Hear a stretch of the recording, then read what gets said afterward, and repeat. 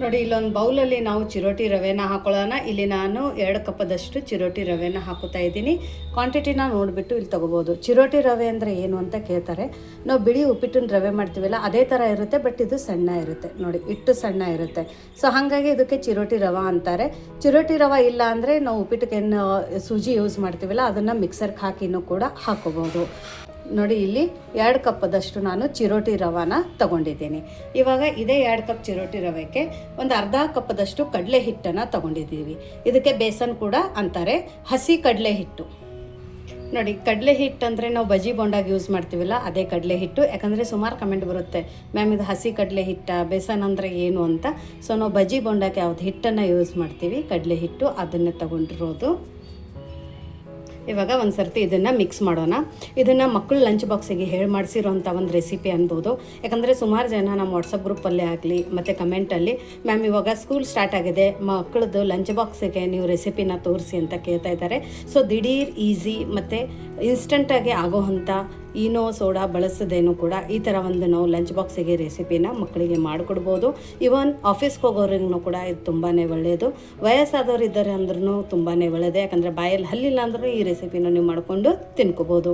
So ನೋಡಿ ರವೆ ಮತ್ತು ಕಡಲೆ ಹಿಟ್ಟು ನೀಟಾಗಿ ಈ ಥರ ಮಿಕ್ಸ್ ಮಾಡ್ಕೋಬೇಕು. ಯಾಕಂದರೆ ಒಳಗಡೆ ಗಂಟು ಉಳಿಬಾರ್ದು. ಅದಕ್ಕೋಸ್ಕರ ನಿಮ್ಮ ಹತ್ರ ಇಷ್ಟು ಟೈಮ್ ಇಲ್ಲ ಅಂದರೆ ನೀವು ಮಿಕ್ಸರ್ಗೆ ಹಾಕಿ ತಿರುಗಿಸ್ಕೋಬೋದು. ನೋಡಿ ಇವಾಗ ಇದು ಮಿಕ್ಸ್ ಆದ ನಂತರ ಈ ಸ್ಪೂನಿಂದ ಇಲ್ಲಿ ನಾನು 2 ಸ್ಪೂನಷ್ಟು ಮೊಸರನ್ನು ಹಾಕೋತಾ ಇದ್ದೀನಿ. ಸೊ ಉಪ್ಪಿಟ್ಟು ತಿನ್ನೋ ಸ್ಪೂನಿಂದ ಆದರೆ ಒಂದು 5 ಸ್ಪೂನ್ ಆಗುತ್ತೆ, ಮತ್ತು ದಪ್ಪ ಸ್ಪೂನಿಂದ ಆದರೆ 2 ಸ್ಪೂನ್ ಹಾಕ್ಕೊಂಡ್ರೆ ಸಾಕು. ಇದನ್ನು ಇವಾಗ ಒಂದು ಸರ್ತಿ ಮಿಕ್ಸ್ ಮಾಡ್ಕೊಳ್ಳೋಣ. ವಿಶ್ವಲ್ ಅಡುಗೆ ಮನೆಯಲ್ಲಿ ನಿಮ್ಗೆ ಯಾವ ರೆಸಿಪಿ ಎಲ್ಲದಕ್ಕಿಂತ ಜಾಸ್ತಿ ಇಷ್ಟ ಆಯಿತು ಮತ್ತು ಯಾವ ರೆಸಿಪಿ ಟ್ರೈ ಮಾಡಿದ್ದೀರಾ, ಪರ್ಫೆಕ್ಟಾಗಿ ಬಂದಿದೆ ಅಂತಲೂ ಕಮೆಂಟ್ ಮೂಲಕ ತಿಳಿಸಿ. ಅಥವಾ ಯಾವ ರೆಸಿಪಿ ಮಾಡಬೇಕಾದ್ರೆ ನಿಮ್ಗೆ ಏನಾದರೂ ತೊಂದರೆ ಆಗಿದೆ ಅಂತಲೂ ಕೂಡ ಅದನ್ನು ಕೂಡ ನೀವು ಕಮೆಂಟ್ ಮೂಲಕ ನಮಗೆ ತಿಳಿಸ್ಬೋದು. ಸೊ ಇವಾಗ ನೋಡಿ ಇಲ್ಲಿ ಸ್ವಲ್ಪ ನೀರು ಹಾಕಿ ಇಲ್ಲಿ ನಮಗೆ ಹಿಟ್ಟನ್ನು ಕಲಿಸ್ಕೋಬೇಕಾಗಿದೆ. ಅಂದರೆ ಈ ರವೆ ಮತ್ತು ಕಡಲೆ ಹಿಟ್ಟೇನಿದೆಯಲ್ಲ ಇದನ್ನು ನೀಟಾಗಿ ಈ ಥರ ಮಿಕ್ಸ್ ಮಾಡ್ಕೋಬೇಕು. ನೋಡಿ ಈ ಥರ ಮಾಡೋದ್ರಿಂದ ಗಂಟಾಗಂಗಿಲ್ಲ.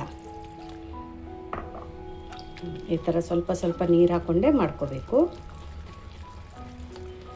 ಇನ್ನೂ ಯಾರು ನೀವು ನಮ್ಮದು ವಿಶ್ವಲ್ ಅಡುಗೆ ಮನೆ ವಾಟ್ಸಪ್ ಗ್ರೂಪ್ ಲಿಂಕನ್ನು ಜಾಯಿನ್ ಆಗಿಲ್ಲ ಅಂದರೆ ಆ ಲಿಂಕನ್ನು ಜಾಯಿನ್ ಆಗೋಕ್ಕೆ, ಆ ಗ್ರೂಪನ್ನು ಜಾಯಿನ್ ಆಗೋಕ್ಕೆ ಲಿಂಕನ್ನು ನಾನು ಡಿಸ್ಕ್ರಿಪ್ಷನ್ ಬಾಕ್ಸಲ್ಲಿ ಕೊಟ್ಟಿದ್ದೀನಿ. ಅದ್ರ ಮೇಲೆ ಕ್ಲಿಕ್ ಮಾಡಿದರೆ ಸಾಕು, ನೀವು ನಮ್ಮ ಜೊತೆ ಕನೆಕ್ಟ್ ಆಗ್ತೀರಾ. ಹಾಗೂ ವಿಶ್ವಲ್ ಅಡುಗೆ ಮನೆಯದು ಪ್ಯೂರ್ ಆರ್ಗ್ಯಾನಿಕ್ಕು ಸ್ನ್ಯಾಕ್ಸ್ ಆಗಿರ್ಬೋದು, ಮಸಾಲೆ ಖಾರಗಳಾಗಿರ್ಬೋದು, ಅದರಲ್ಲಿನೂ ಫೇಮಸ್ ಮತ್ತು ಅಥೆಂಟಿಕ್ ಉತ್ತರ ಕರ್ನಾಟಕದ ಮಸಾಲೆ ಖಾರ ಆಗಿರ್ಬೋದು, ಏನಾದರೂ ಬೇಕಂದರೆ ವಾಟ್ಸಪ್ ನಂಬರ್ ಕೊಟ್ಟಿದ್ದೀವಿ. ಅಲ್ಲಿ ನೀವು ವಾಟ್ಸಪ್ ಮೆಸೇಜಸ್ನ ಮಾಡಿ. ಕಾಲನ್ನು ಮಾಡೋಕ್ಕೆ ಹೋಗಬೇಡಿ, ಕಾಲನ್ನು ಪಿಕ್ ಮಾಡೋಕ್ಕಾಗೋದಿಲ್ಲ. ನೀವು ಮೆಸೇಜ್ ಮಾಡಿದರೆ ನಿಮಗೆಲ್ಲ ಡೀಟೇಲ್ಸ್ ಸಿಗುತ್ತೆ. ಮತ್ತು all over India free delivery ಇದೆ. ನೋಡಿ ಇದೇ ಥರ ಸ್ವಲ್ಪ ನೀರು ಹಾಕ್ಕೊಂಡೆ ನಮಗೆ ಇಲ್ಲಿ ಹಿಟ್ಟನ್ನು ಕಲಿಸ್ಕೋಬೇಕಾಗಿದೆ. ಪರ್ಫೆಕ್ಟ್. ಇಲ್ಲಿ ನಾನು ದಿಢೀರ್ ಅಂತ ಹೇಳಿದ್ದೀನಿ, ಯಾಕಂದರೆ ನೆನೆಸಿಡೋಕ್ಕೆ ಟೈಮ್ ಇರೋದಿಲ್ಲ ಅಂಥೇಳಿ. ಸೊ ಹಾಗಾಗಿ ನಾನು ದಿಢೀರ್ ಅಂತಾನೆ ಇಲ್ಲಿ ನಿಮಗೆ ಈ ರೆಸಿಪಿನ ಮಾಡಿ ತೋರಿಸ್ತಾ ಇದ್ದೀನಿ. ನೀವು ಸೇಮ್ ರೆಸಿಪಿನೇ ರವೆ ಬೇಡ ಅಂದರೆ ಗೋಧಿ ಹಿಟ್ಟಲ್ಲೂ ಮಾಡ್ಕೊಂಡು ತಗೋಬೋದು.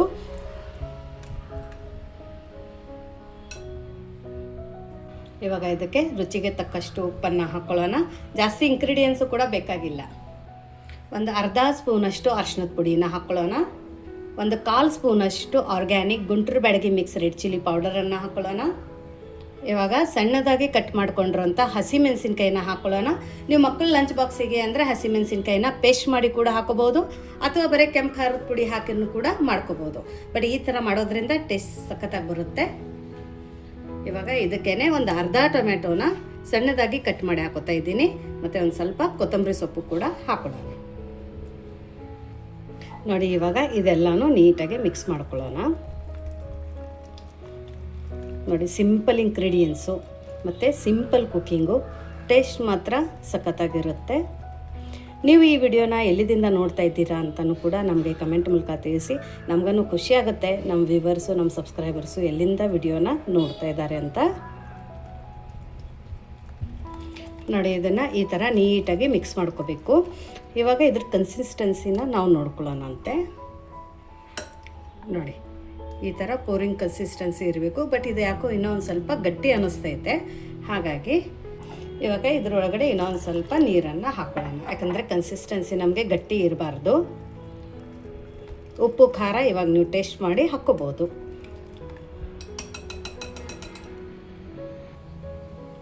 ನೋಡಿ ಇದರ ಕನ್ಸಿಸ್ಟೆನ್ಸಿ ಇವಾಗ ಪರ್ಫೆಕ್ಟಾಗಿದೆ, ಪೂರಿಂಗ್ ಕನ್ಸಿಸ್ಟೆನ್ಸಿ ಇದೆ ನೋಡಿ. ಇವಾಗ ಇದನ್ನು ಪಕ್ಕಕ್ಕಿಡೋಣ ಒಂದು ನಿಮಿಷ. ನೋಡಿ ಒಂದು ತೆವಿನ ಬಿಸಿ ಮಾಡೋಕೆ ಇಟ್ಕೊಂಡು ಇದ್ರ ಮೇಲ್ಗಡೆ ಒಂದು ಸ್ವಲ್ಪ ಎಣ್ಣೆ ಹಾಕ್ಕೊಳ್ಳೋಣ. ಇದನ್ನು ಒರೆಸ್ಕೊಳ್ಳೋಣ.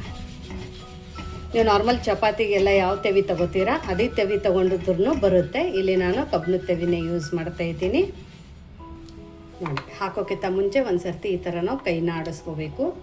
ಆಮೇಲೆ ಒಂದು ಸೌಟನ್ನು ಈ ಥರ ಹಾಕೊಳ್ಳೋಣ ನೋಡಿ. 1 ರಿಂದ 1.5 ಸೌಟ್ ಹಾಕ್ಕೊಂಡು ಈ ಥರ ನಾವು ತಿರುಗಿಸ್ಕೊಳ್ಳೋಣ. ನೀವು ಒಂದು ಸರ್ತಿ ಈ ತಿಂಡಿ ಈ ಬ್ರೇಕ್ಫಾಸ್ಟ್ ಮಕ್ಕಳಿಗೆ ಪ್ಯಾಕ್ ಮಾಡಿಕೊಟ್ರೆ ಅಥವಾ ಬಿಸಿ ಬಿಸಿ ಮನೆಯಲ್ಲಿ ಬಂದಾಗ ಮಕ್ಕಳು ಸ್ಕೂಲಿಂದ ಅಥವಾ ಸ್ಕೂಲಿಗೆ ಹೋಗ್ಬೇಕಾದ್ರೂ ಬಿಸಿ ಬಿಸಿ ಮಾಡಿಕೊಟ್ರೆ ಡೈಲಿ ಇದನ್ನೇ ಕೇಳ್ತಾರೆ. ಇವಾಗ ಉರಿನ ನಾವು ಮೀಡಿಯಮ್ ಫ್ಲೇಮಲ್ಲಿ ಇಟ್ಕೊಳ್ಳೋಣ. ಸುತ್ತ ಕೂಡ ಸ್ವಲ್ಪ ಎಣ್ಣೆ ಹಾಕ್ಕೊಳ್ಳೋಣ. ಆಮೇಲೆ ಮೇಲ್ಗಡೆ ಮುಚ್ಚಿಬಿಟ್ಟು ಮೀಡಿಯಮ್ ಫ್ಲೇಮಲ್ಲಿ 1 ನಿಮಿಷ ಬಿಡೋಣ. ನೋಡಿ ಇದು 1 ನಿಮಿಷ ಆಗಿದೆ. ಎಷ್ಟು ಸುಲಭವಾಗಿ ತಕ್ಕೋಬಹುದು ನೋಡಿ. ಇದನ್ನು ತಿರುಗಿಸ್ಬೋದು. ಸೂಪರ್ ನೋಡಿ. ಇವಾಗ ಫ್ಲೇಮನ್ನು ಹೈ ಫ್ಲೇಮಲ್ಲಿ ಇಟ್ಕೊಳ್ಳೋಣ. 2 ಮೈ ಚೆನ್ನಾಗಿ ಇದನ್ನು ಬೇಯಿಸ್ಕೋಬೇಕು ನೋಡಿ. ಇವಾಗ ಈ ಮೈನು ಬೈದಿರುತ್ತೆ. ಇದನ್ನು ತಿರುಗಿಸ್ಕೊಳ್ಳೋಣ ನೋಡಿ. ಮತ್ತೆ ತಿರುಗಿಸ್ಕೊಳ್ಳೋಣ. ಇವಾಗ ಇಲ್ಲಿ ಸ್ವಲ್ಪ ತುಪ್ಪನ ಒರೆಸೋಣ. ಚೆನ್ನಾಗಿರುತ್ತೆ ತುಪ್ಪ. ನೀವು ಬೆಣ್ಣೆ ಬೇಕಂದರೆ ಬೆಣ್ಣೆನೂ ಹಚ್ಕೊಳ್ಳಿ. ಬೆಣ್ಣೆ ತುಪ್ಪ ಸಖತ್ತಾಗಿ ಟೇಸ್ಟ್ ಕೊಡುತ್ತೆ. ಒಂದು ಸರ್ತಿ ಡೆಫಿನೆಟಾಗಿ ಟ್ರೈ ಮಾಡಿ. ಇವಾಗ ಉರಿನ ಲೋ ಫ್ಲೇಮಲ್ಲಿ ಇಟ್ಕೊಂಡು ಇದನ್ನು ಈ ಥರ ನಾವು ರೋಲ್ ಮಾಡ್ಕೊಳ್ಳೋಣ. ನಿಮ್ಗೆ ಹೆಂಗೆ ಬೇಕೋ ಹಾಗೆ ಇಲ್ಲಿ ನೀವು ಮಾಡ್ಕೋಬೋದು. ಸೂಪರ್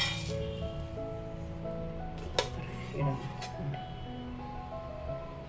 ಈಗ ಮತ್ತೊಂದು ಸರ್ತಿ ದೋಸೆ ಹಾಕಬೇಕಾದ್ರೆ ಅದೇ ಥರ ತಿರುವು ಬಿಟ್ಟೆ ಹಾಕಬೇಕು ಪ್ರತಿ ಸಲ.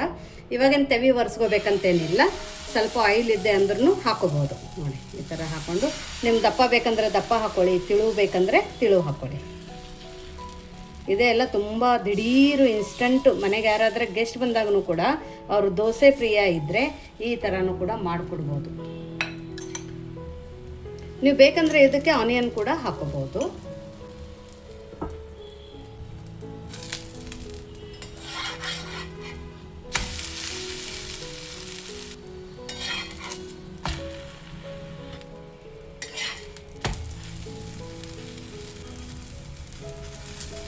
ಸ್ವಲ್ಪ ತುಪ್ಪ ಹಾಕೊಳ್ಳೋಣ.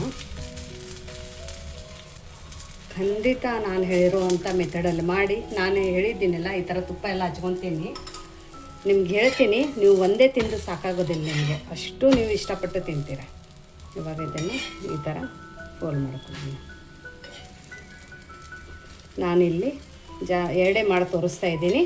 ಯಾಕಂದರೆ ನಾನು ಎಲ್ಲ ಮಾಡ್ಕೊತ್ಕೋತ್ರೆ ಟೈಮ್ ಜಾಸ್ತಿ ತಗೊಳುತ್ತೆ. ಹಾಗಾಗಿಬಿಟ್ಟು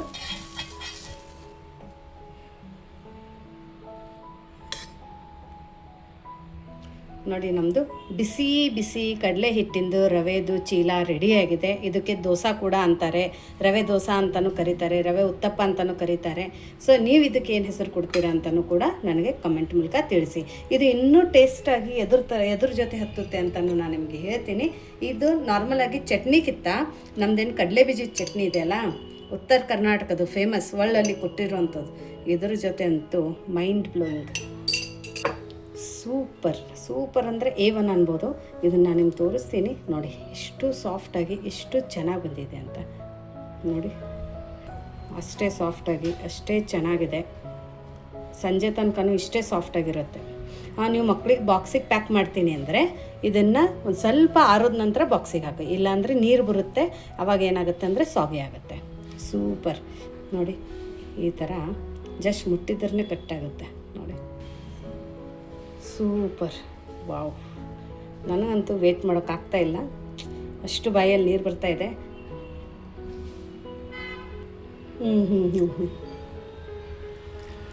A1 ಅಷ್ಟು ಸೂಪರಾಗಿದೆ.